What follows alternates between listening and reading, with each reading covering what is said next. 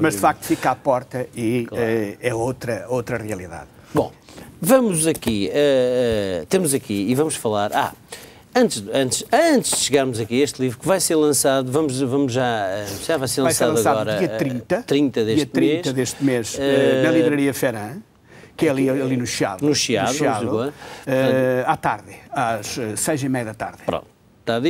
Está anunciado, é no dia 30 deste mês? Dia 30 de outubro, às 6h30 da tarde, na Livraria Ferran. Ok. Rua Nova do Almada. Um livro de Francisco Niebro. Niebro, porquê Amadeu Ferreira, porquê Francisco, que será Francisco? Francisco, sim. Os meus dois avós, quer do lado materno, quer paterno, eram Francisco. Um era o Francisco Moreno e o outro era o Francisco Bandarra. E aí, já que estamos a falar em Bandarra, não é por acaso, mas já lá íamos, vocês eram conhecidos como os Bandarras. Ainda somos, os Bandarras, exatamente. Que queria dizer que tinham o sentido de malandro. Bandarra é uma pessoa que... Bom vivant. É um bom vivant, que é vaidoso, gosta de falar bem, gosta de se apresentar, é assim um malandreco e tal. Na região de Miranda, sentido. Bandarra, tem esse sentido. Por acaso tem esse sentido. Era alcunha, não é em nome. Em catalão, para quem não sabe, já agora, em catalão quer dizer malandro. Exatamente. Era a alcunha do meu avô, de facto, que nós herdamos como alcunha, não como nome, o nome é Ferreira, claro, mas que nós mantemos com muito gosto e que usamos. Por exemplo, eu não, mas tenho um filho meu que faz música, que é o João, e assina-se João Bandarra. Tenho um irmão meu que pinta, que é o Manuel, e que tem agora até uma exposição em Bragança, no Centro Cultural, e que é um excelente aguarelista, e que se assina Manuel Bandarra. Portanto... Ficamos destes Bandarras. Exatamente. Há de ser alguma coisa de bom. Bom, e o Niebro?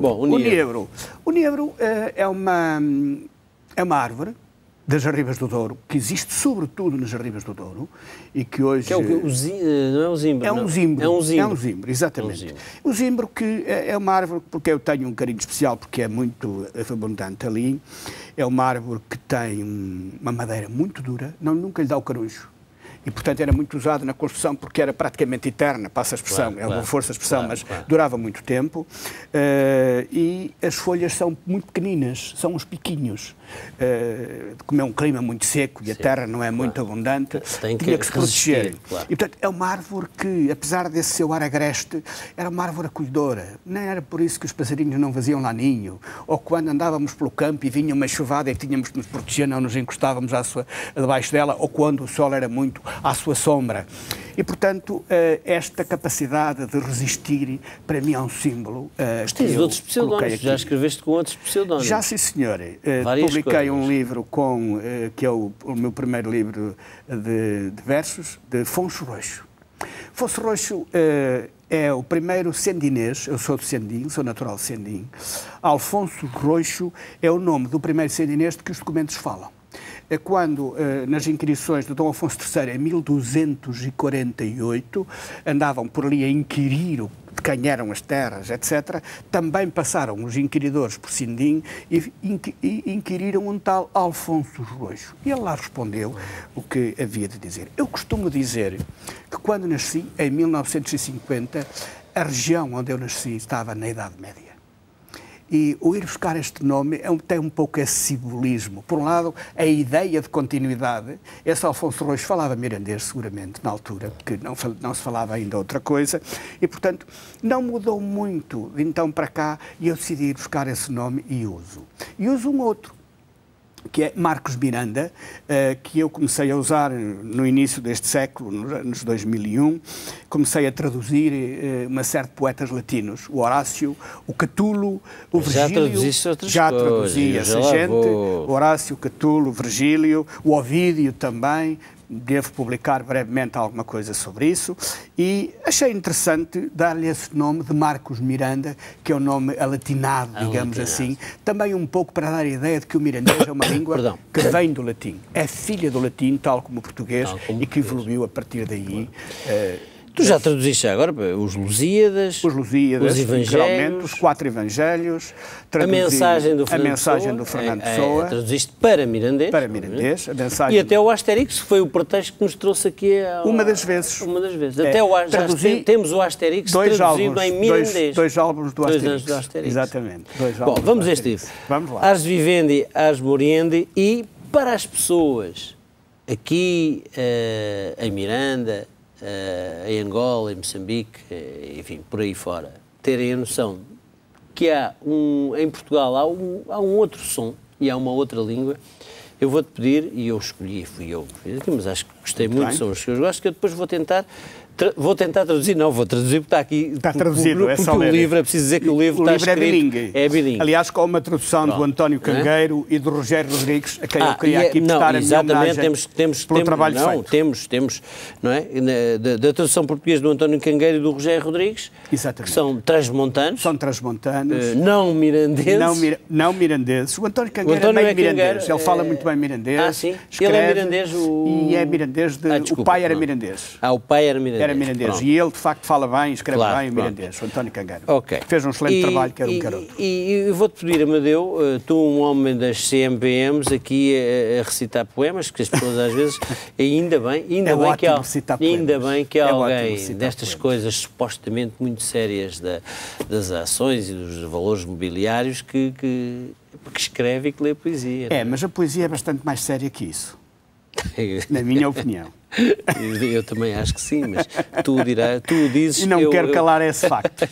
Então, vou-te pedir para leres este, que eu acho muito bonito, este poema, aqui em mirandês. Vamos ler um bocadinho que eu depois tentarei traduzir. É extenso, não é? Está bom. Muito só bem. esta, a primeira parte, por favor. Busco os meus mortos alta noite e vou solo rua abaixo, os olhos atirados aos poialos nudos. Las manos em pergunta aberta a las janelas cerradas, atamando o queimor das aranheiras entre tranqueiro e quiçoeira. Bena-me rostros com sorrija cansada, angúrias nascidas de ronchas de sudor que as secou, bósia de las calejas e pracíquias, corrales calhados, e eu nino mais abaixo a jogar latinha. Suponho que a grande maioria dos portugueses não perceberam grande coisa, provavelmente perceberiam melhor o castelhano. Ou não? Eu diria que depois de uma pessoa se habituar, o mirandês começa a dar um ar de família. Pronto. E eu digo que pelo sentido vão-se tirando muitas coisas. Claro. Há uma palavra ou outra que já não se apanha. entende melhor também. Exatamente. Não é? E há uma palavra ou outra que não se apanha, mas às vezes as pessoas têm alguma resistência em relação ao mirandês, mas não tenham. Se tiverem um bocadinho de paciência e um bocadinho de atenção, verão que apanham quase tudo e o resto podem tirar pelo sentido. Claro. Eu agora, no fundo, já agora vou tentar, enfim, não sou grande recitador, se assim se pode dizer. Não, és melhor que eu. Mas o que foi aqui dito, este poema queria dizer que alta noite, perdão, vou só tirar mais, alta noite busco os meus mortos e vou sozinho rua abaixo, os olhos fixos nos poiais desnudos, as mãos em pergunta aberta às janelas fechadas, suavizando o ardor das teias de aranha entre a ombreira e a padieira. Olham-me rostos de riso cansado, rugas nascidas de marcas de suor que já secou, grito de ruelas e pracetas, becos silenciosos e eu criança mais abaixo jogando a macaca. Enfim, é isso mesmo. Pronto. Isto foi o que o Amadeu deu. Temos aqui outro poema, muito bem. Mas vamos esperar um bocadinho pelo outro e vamos continuar a falar de ti e do mirandês. Como é que tu vês o futuro do mirandês ou antes? O que é que as entidades oficiais, como assim se podem dizer, se puderem ajudar, o Ministério da Cultura, etc., podiam fazer para ajudar à preservação futura do mirandês? Olha, podemos começar por aqui, por onde estamos. Acho que ter presente o mirandês como língua na televisão é serviço público. E nós estamos aqui nesse sentido. Este programa é um programa de serviço Exatamente. público. Só que acho que isso não devia ficar exclusivamente dependente da boa vontade de um condutor de um programa, de um condutor de um programa que não. Eu pessoalmente acho que o Mirandês devia ter um programa regular na televisão. Não é pedir muito, e eu acho que isso já era importante, por exemplo, 5 minutos por semana. Não é exagerar muito, mas 5 minutinhos por semana a falar mirandês e do mirandês, eu acho que era muito importante. As pessoas sabiam, iam lá. Ponto 1. Quem diz a televisão, diz a rádio. Isto acho que é uma coisa que não precisa de grande dinheiro, não fica muito caro e acho que poderia ser feito pelas entidades. Primeira questão. Segunda questão, isto a nível nacional. O ensino do mirandês, o ensino é absolutamente essencial. Uma língua que não é passada às crianças não vai longe. Ora, um ensino tem que ter alguma dignidade. E, de facto, um ensino que é de opção, com uma aula por semana, atirada para o fim do dia, já quando ninguém quer dar aulas e os miúdos querem ir para casa ou ir jogar a bola, não é digno.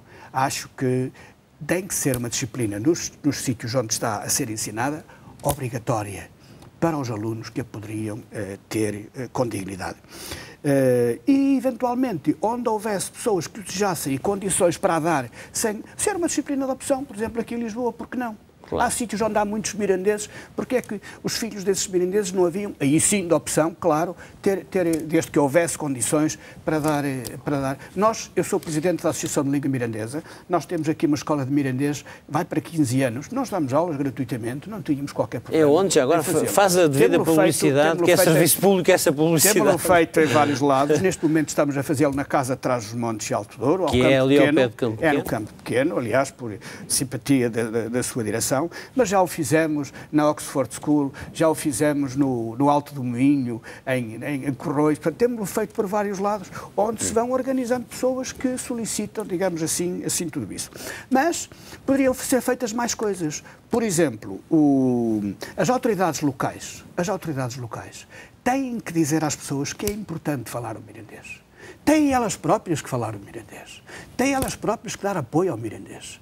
Se as câmaras não fazem... Amadeu, em Miranda não há... as ruas provavelmente sei que estão bilíngues. São bilíngues, sim senhor. Mas não há... e pouco mais. A Câmara não tem um site em mirandês. A Câmara não tem um porta-voz em mirandês. Os comunicados que a Câmara faz são em português, não são em mirandês. Poderiam ser bilíngues. Há todo um caminho que não custa dinheiro em grande quantidade. É uma coisa barata, é uma coisa simples que poderia saber-se. O ideal era termos uma instituição. Ao Instituto de Camões nós não queremos tanto, mas queríamos uma instituição que de alguma maneira fosse o rosto do mirandês. O rosto do mirandês não pode ser o Amadeu, ou o Domingos Raposo, ou o Duarte Martins, ou outra pessoa assim. Não, tem que ser uma instituição que tivesse meios mínimos, que fosse baratinha, nós somos gente humilde, mas que tivesse dignidade. Estas coisas têm que ter dignidade. E sabe porquê é que as línguas têm que ter dignidade? Porque as línguas são faladas por pessoas. E a dignidade das línguas é a dignidade das pessoas que as falam. Nem que fosse só uma pessoa a falar. Nem que fosse só uma. E isto não podemos passar ao lado. Não podemos assobiar para o lado. Porque senão andamos a pregar como o Frei Tomás e não cumprimos aquilo que pregamos. Isso não pode ser. Amadeu. Francisco, desculpa, poeta, está aqui o livro que vai sair, que eu acho que sinceramente eu folhei, e como sabes, há pouco tempo tivemos com um amigo comum e tivemos aqui a folhear este livro, esta tua obra. Tu escreves diretamente só em mirandês. Logo em mirandês. Sabes que o grande problema eu escrevo naturalmente em mirandês e em português. Claro. Quando se quer escrever numa língua, é nessa que eu escrevo. Eu tenho um problema, sabes? Mas este livro escreveste-o diretamente em mirandês? Só em mirandês. Só em mirandês. Ele foi traduzido pelo Rogério e pelo António, por uma razão muito simples, Vítor. É que se eu escrevo em português... Aliás, até por isso, se tivesse escrito em português, não era, aí era ao contrário, não era a mesma coisa. E traduzir, e quando eu próprio, que é bilingue, a traduzir algo que ele próprio escreveu, não está a traduzir, está a criar. Claro. Bem, estamos a acabar, mas vais ler ainda o último poema, que é um poema que tem a ver, no fundo, até com a tua Lisboa. Tem, sim, senhor. Tu que vens lá Exatamente. das berças, como diziam aqui, não é? Lê-me este último poema e vamos acabar com este poema. Tem a ver com vir de lá, chegar cá e andar por cá.